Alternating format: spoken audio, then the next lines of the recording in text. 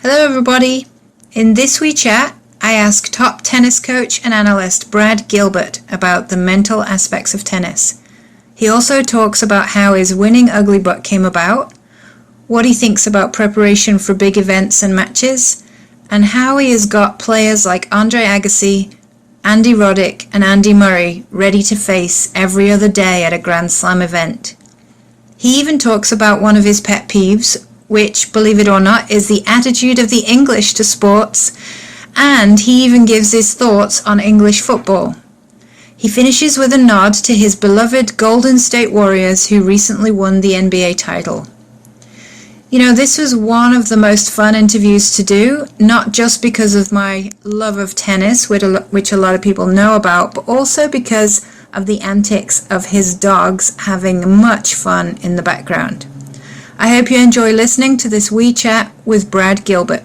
Bye for now. Welcome to Wee Chats with Brilliant People, hosted by Dr. Allison Rodius, Professor of Sports Psychology at John F. Kennedy University. In each episode, Allison talks to highly successful people in music, sport, and the boardroom. She digs into the mental training techniques that they use to ride out the waves that challenge them in work and in life. So enjoy these wee chats with brilliant people.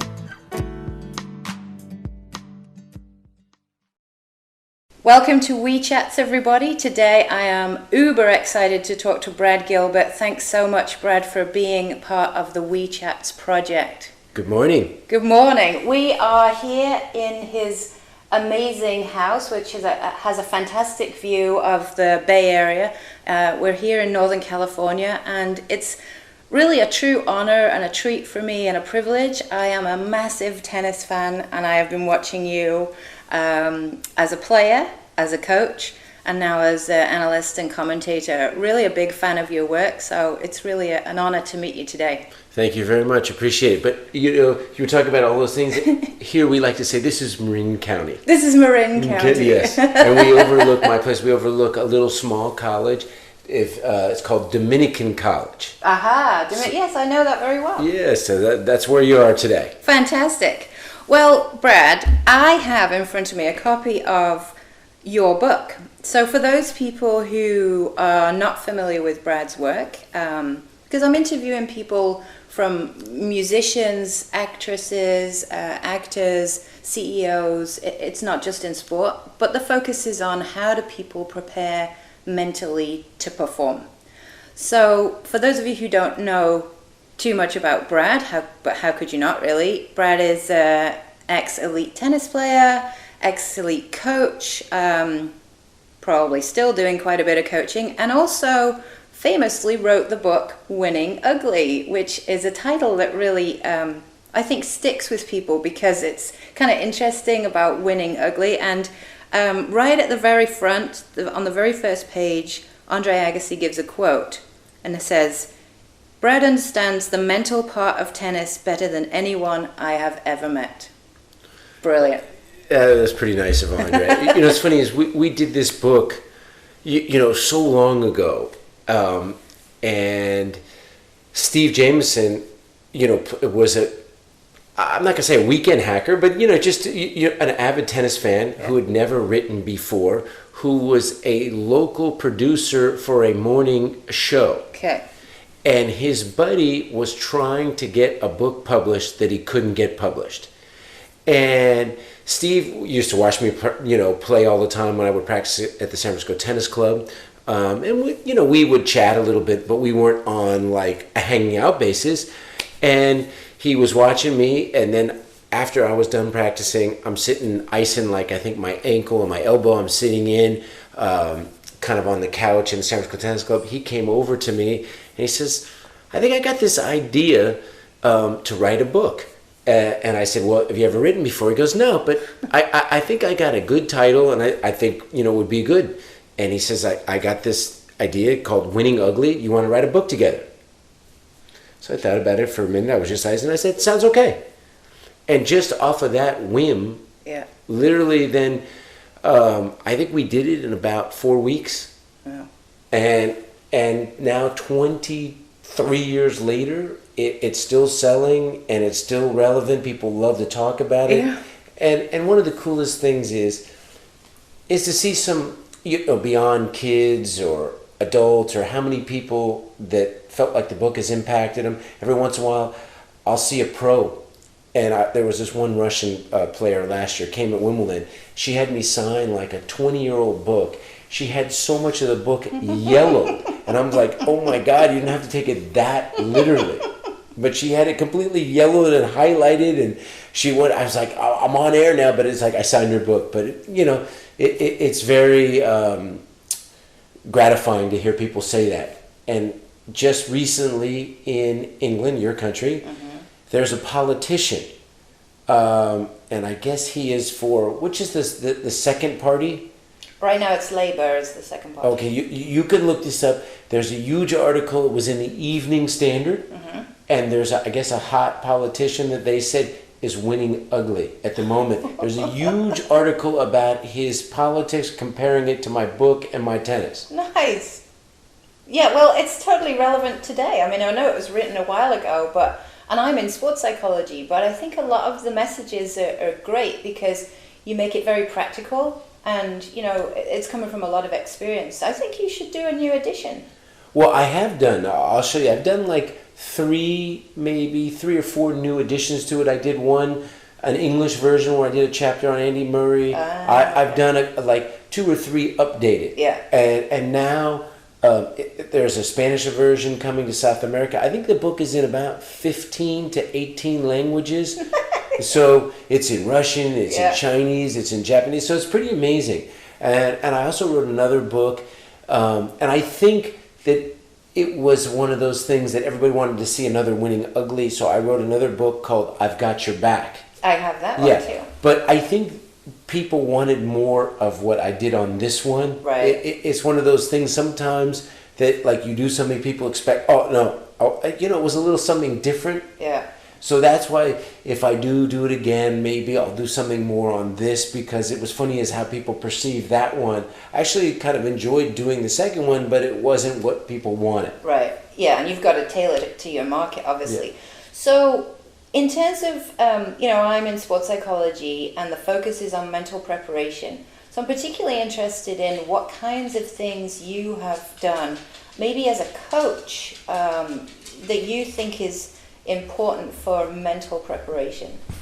I'll be honest with you. Hold on. There's the dog. Hold on. Hello.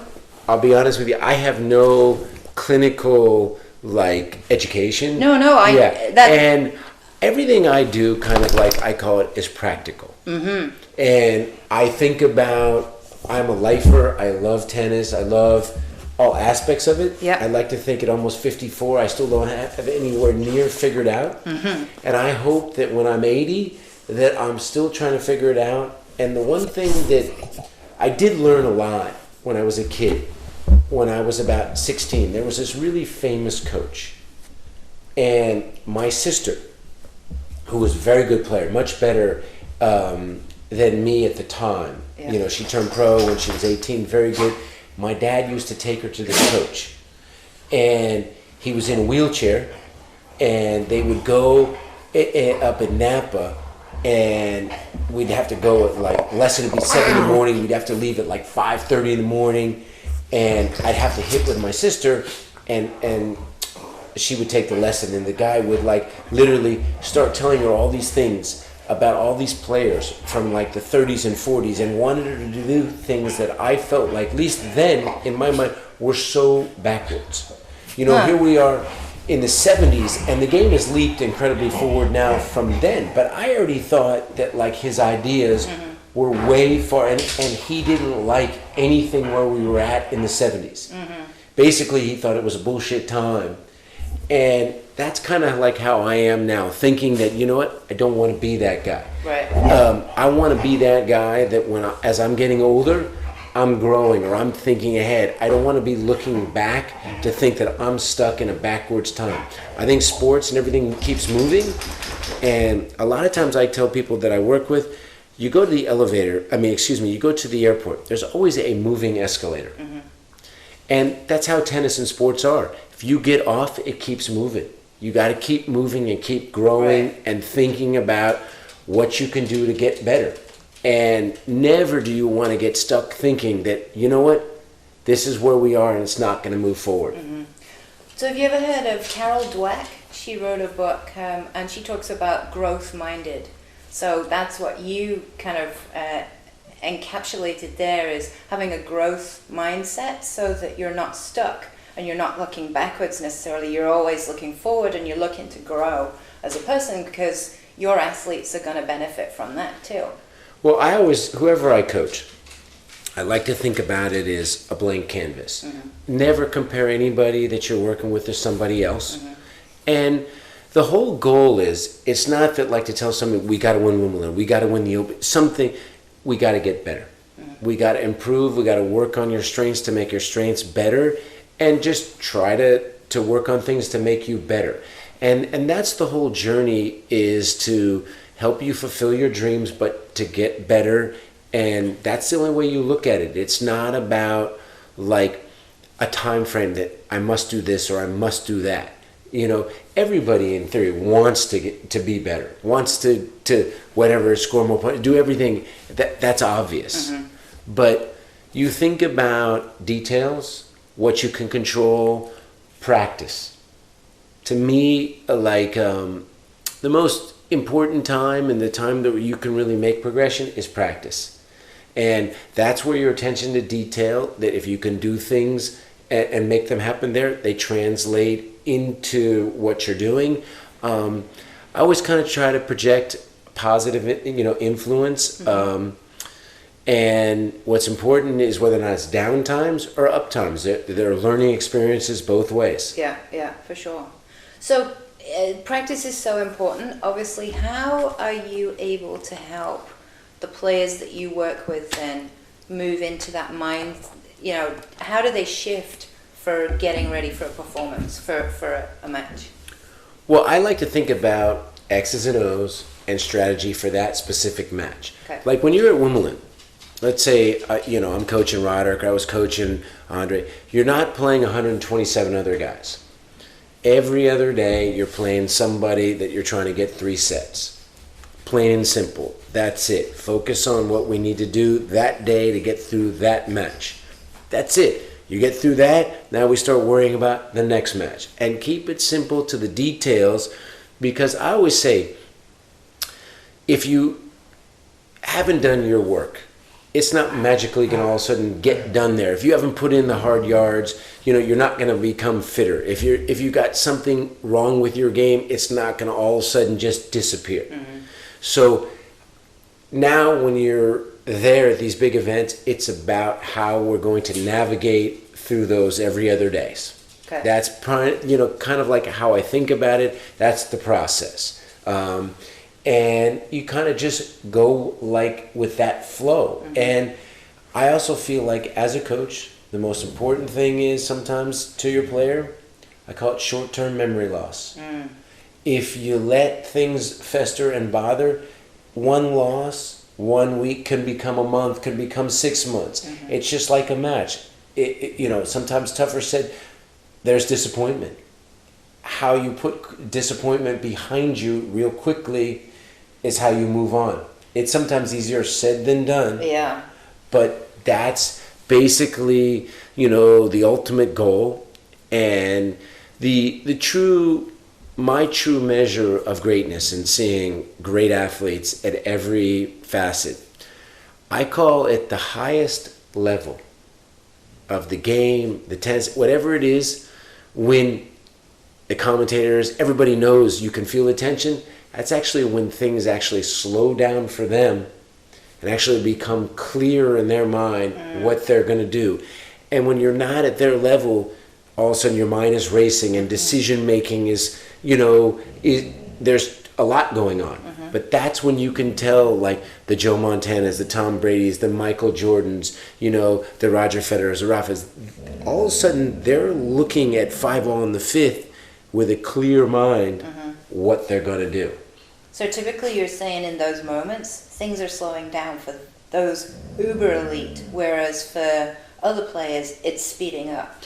Yeah, or you're nervous about making a wrong decision, or you can't get a clear picture in what you want to do. Yeah. And if you see Michael Jordan like at the pinnacle, he wants the ball, he has a clear idea what he wants to do.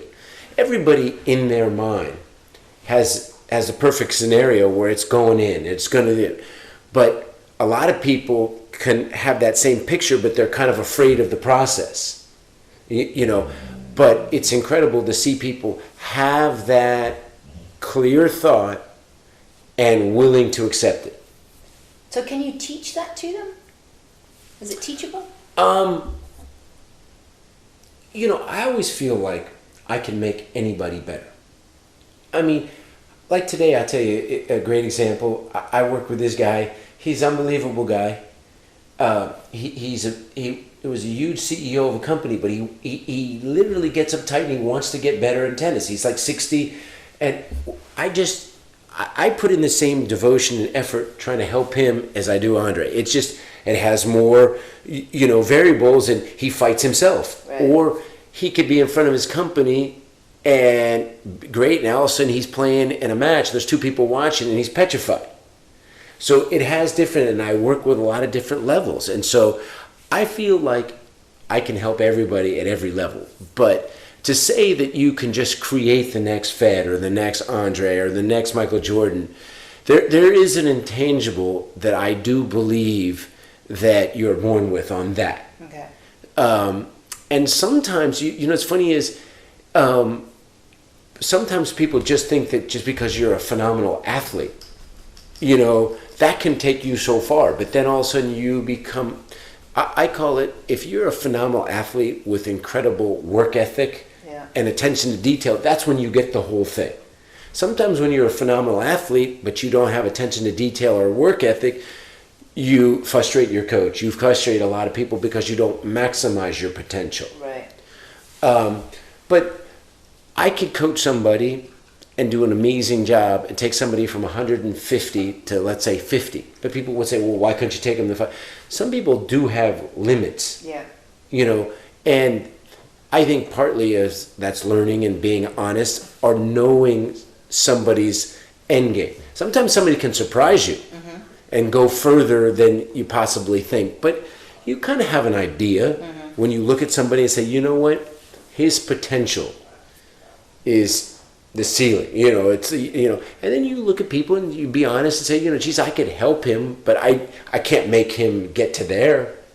So when you look at somebody on a court and you don't necessarily know them very well, what kinds of things would you say that you can actually see makes you think, yeah, that person's got it mentally?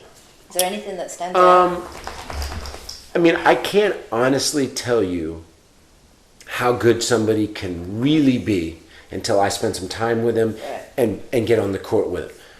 I can look at it from afar, from TV, or make comment, whatever, but I call it when you're in the trenches or you're trying to understand somebody, then all of a sudden it takes on a different, you know, avenue and how you see it. And a lot of times if I'm coaching somebody, I say it's day one.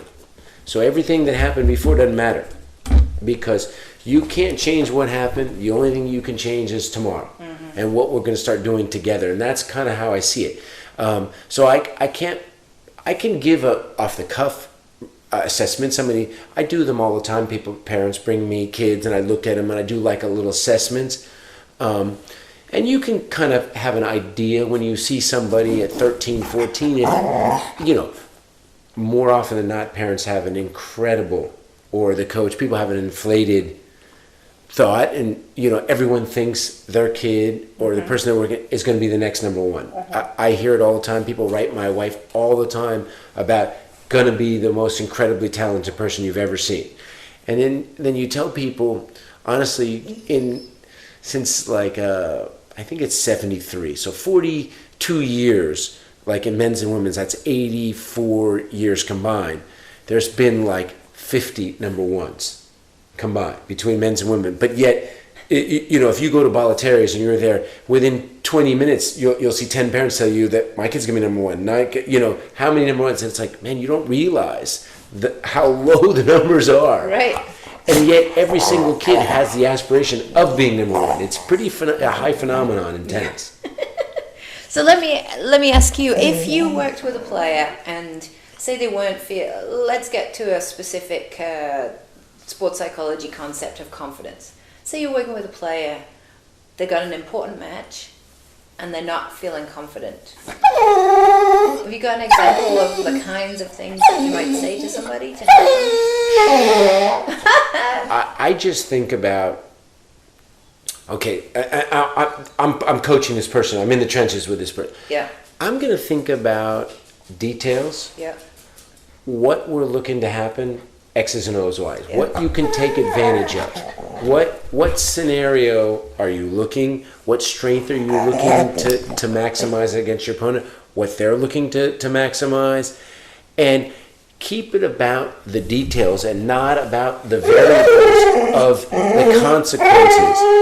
What are my guys doing? He's got some amazing dogs here. Yeah. Not about the consequences of winning or losing. Okay, that's And the process. sometimes that clouds your judgment, because all of a sudden, if I win this, I can win it. Or if I lose it, that's it. Everything is good.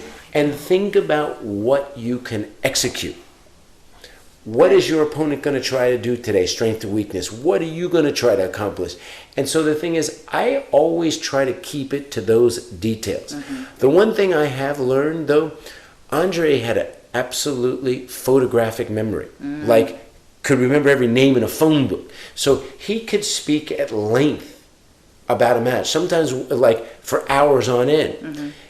But then when I coached Roddick, sometimes the audience would maybe be 30 seconds.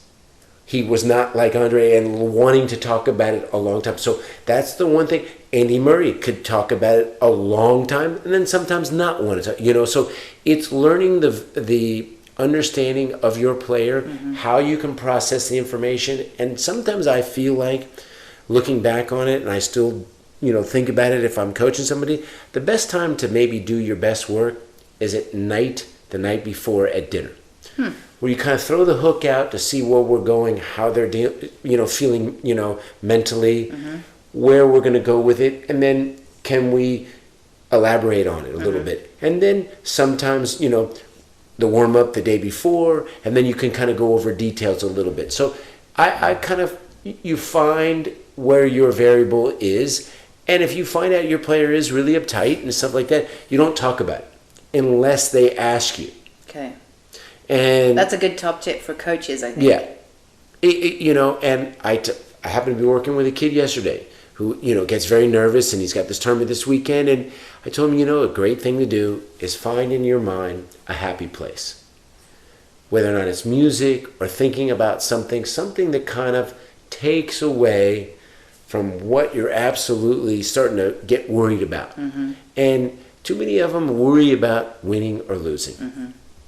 And that's another thing is if I am coaching somebody, if you're not winning or losing for yourself, you're not doing it for the right reason. And sometimes, because my mom or my dad or all these things, and that just puts more undue pressure.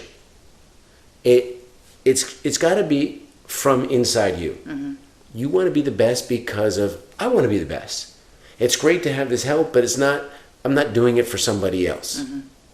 Yeah. And when it's not coming from the person, you probably can't get to a level that you hope or people want them to get to. Can't get to your max if you're doing it for somebody else. Nope. Yeah. That's what I've learned. But, that's the one thing that, I try not to see another coach and what they do and what's their philosophy.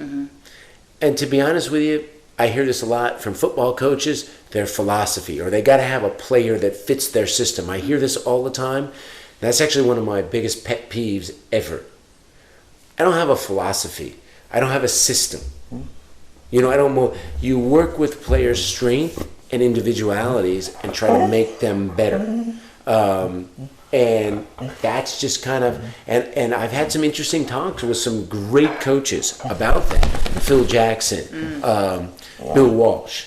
And I don't like, and obviously both of them said to me that I have the luxury of coaching one person, not a whole team, Right. and blending all these different, adulations and different thoughts of people. But I do really believe if I was coaching a team, I mean, I know I could do it, but I wouldn't have a system, a philosophy.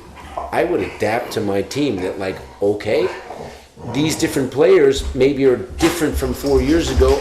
Okay, we got to work with this team, and I'm not going to go back. If I don't have the players to make this type of system go, I'm not going to do that. But a lot of coaches are like that. They get rid of, assets because they're not to like their system. Yeah. What you're describing is you're tailoring the player needs. You're tailoring your abilities, your knowledge, your skills in order to coach them to whatever they need. And you're adapting. So it goes back to that growth mindset. You epitomize that because you're adapting to whatever they need. In Britain, there's a word that seems to be in fashion right now. It's bespoke. So you're using a bespoke or tailored way of doing your coaching. I'll give you one of my. It's right there at the top of my pet peeves. England. Surely not the whole of England, no? No, jolly England in sports and in culture. They will themselves to lose. When they win 1-0, 2-1 in a game, and they're playing a World Cup or a Euro Cup or whatever, there's 27 pages about what we did wrong or what is going to... It's like the bomb is going to happen. And I tell players a lot of times, the hardest thing for Andre to get over when I started coaching him, I would say the pursuit of perfection doesn't exist. It only makes you miserable trying to chase it. No matter what it was, he was driven that it sucked. It could have been better. And it's like so in his mind, he never knew what it was because it was always going to be, it should be better.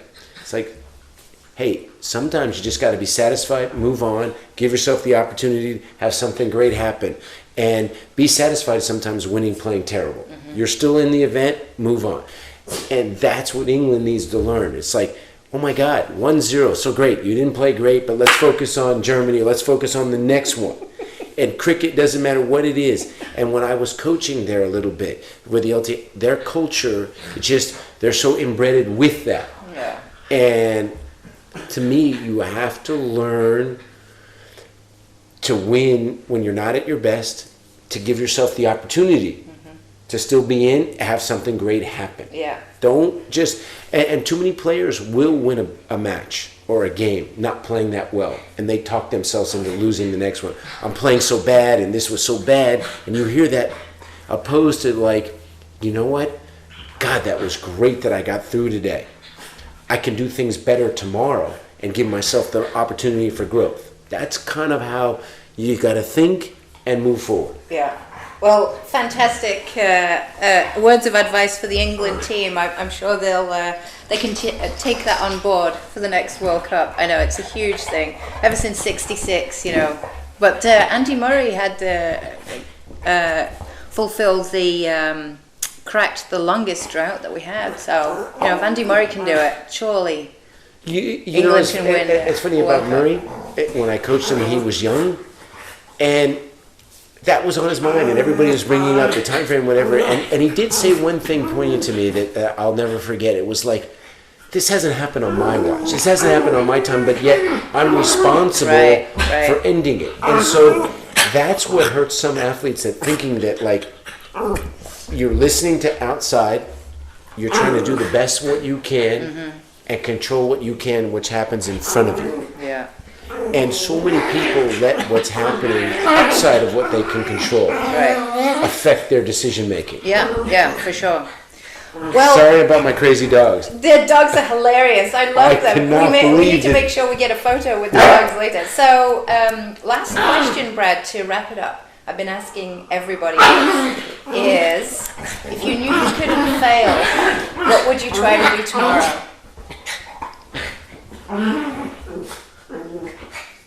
If I knew I wouldn't fail.